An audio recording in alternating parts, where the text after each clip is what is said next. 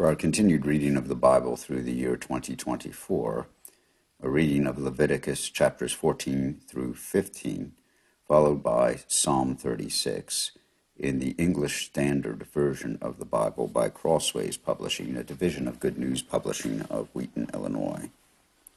The Lord spoke to Moses, saying, "This shall be the law of the leprous person for the day of his cleansing. He shall be brought to the priest, and the priest shall go out of the camp, and the priest shall look. Then, if the case of leprous disease is healed in the leprous person, the priest shall command them to take for him who is to be cleansed 2 live clean birds, and cedar wood, and scarlet yarn, and hyssop. And the priest shall command them to kill one of the birds in an earthenware vessel over fresh water. He shall take the live bird with the cedar wood and the scarlet yarn and the hyssop, and dip them and the live bird in the blood of the bird that was killed over the fresh water. And he shall sprinkle it 7 times on him who is to be cleansed of the leprous disease. Then he shall pronounce him clean, and he shall let the living bird go into the open field. And he who is to be cleansed shall wash his clothes, and shave off all his hair, and bathe himself in water, and he shall be clean. And after that he may come into the camp, but live outside his tent 7 days. And on the 7th day he shall shave off all his hair from his head, his beard and his eyebrows. He shall shave off all his hair, and then he shall wash his clothes, and bathe his body in water, and he shall be clean. And on the 8th day he shall take 2 male lambs without blemish, and 1 ewe lamb, a year old without blemish, and a grain offering of 3/10 of an ephah of fine flour mixed with oil, and 1 log of oil. And the priest who cleanses him shall set the man who is to be cleansed, and these things before the Lord at the entrance of the tent of meeting. And the priest shall take 1 of the male lambs, and offer it for a guilt offering, along with a log of oil, and wave them before for a wave offering before the Lord. And he shall kill the lamb in the place where they kill the sin offering and the burnt offering, in the place of the sanctuary. For the guilt offering, like the sin offering, belongs to the priest. It is most holy. The priest shall take some of the blood of the guilt offering, and the priest shall put it on the lobe of the right ear of him who is to be cleansed, and on the thumb of his right hand, and on the big toe of his right foot.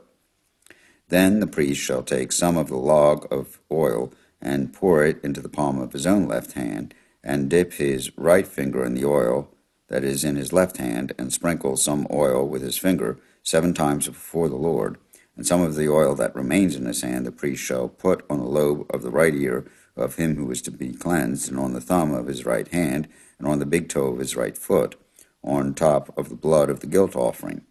All the rest of the oil that is in the priest's hand he shall put on the head of him who is to be cleansed. Then the priest shall make atonement for him before the Lord. The priest shall offer the sin offering to make atonement for him who is to be cleansed from his uncleanness, and afterward he shall kill the burnt offering.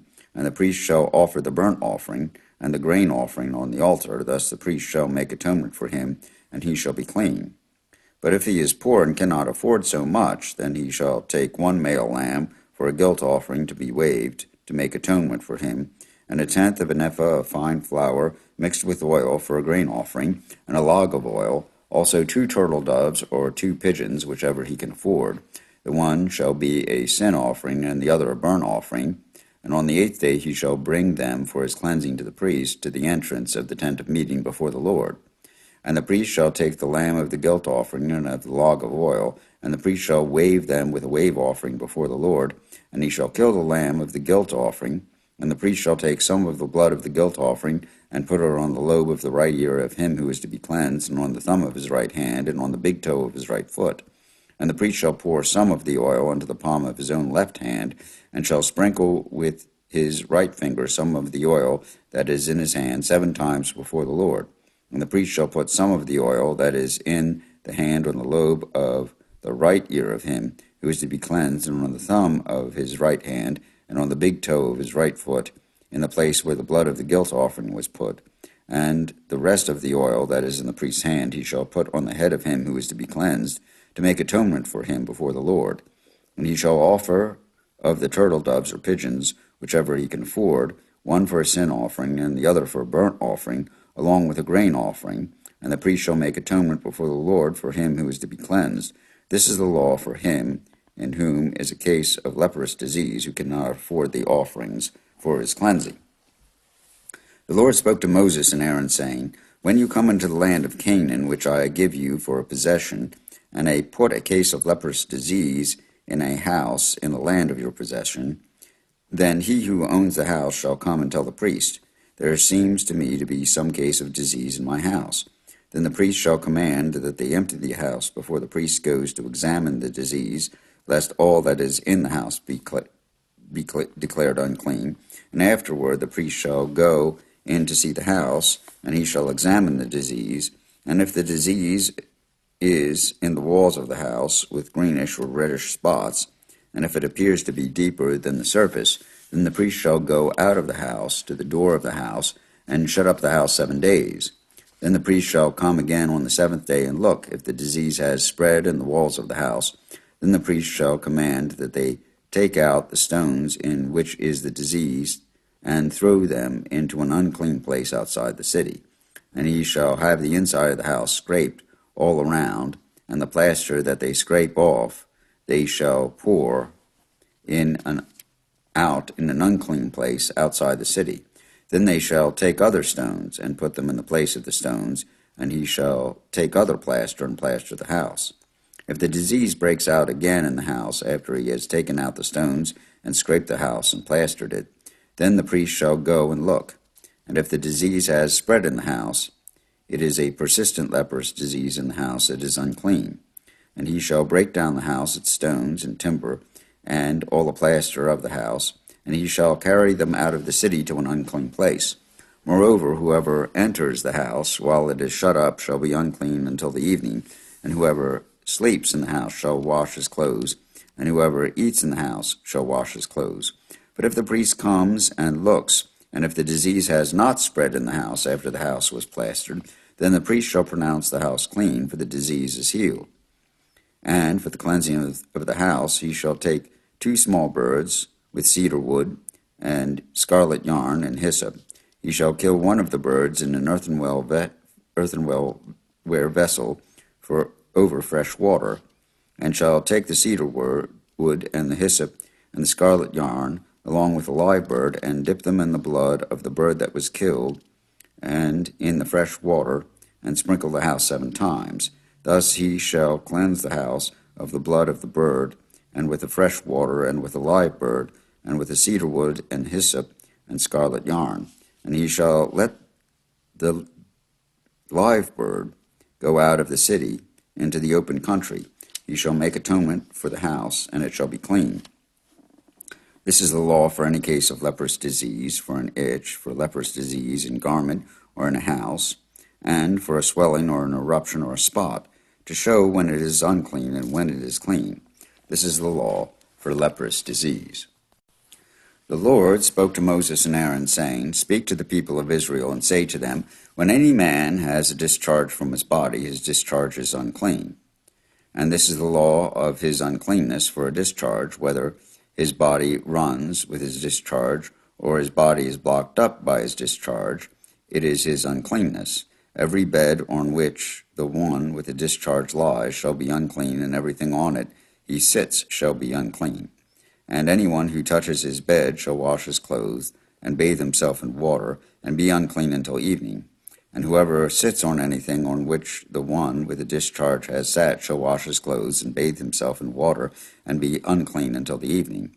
And whoever touches the body of one with the discharge shall wash his clothes, and bathe himself in water, and be unclean until the evening.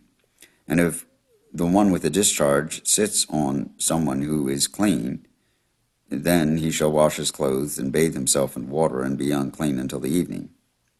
And any saddle on which the one with the discharge rides shall be unclean, and whoever touches anything that was under him shall be unclean until the evening. And whoever carries such things shall wash his clothes, and bathe himself in water, and be unclean until the evening.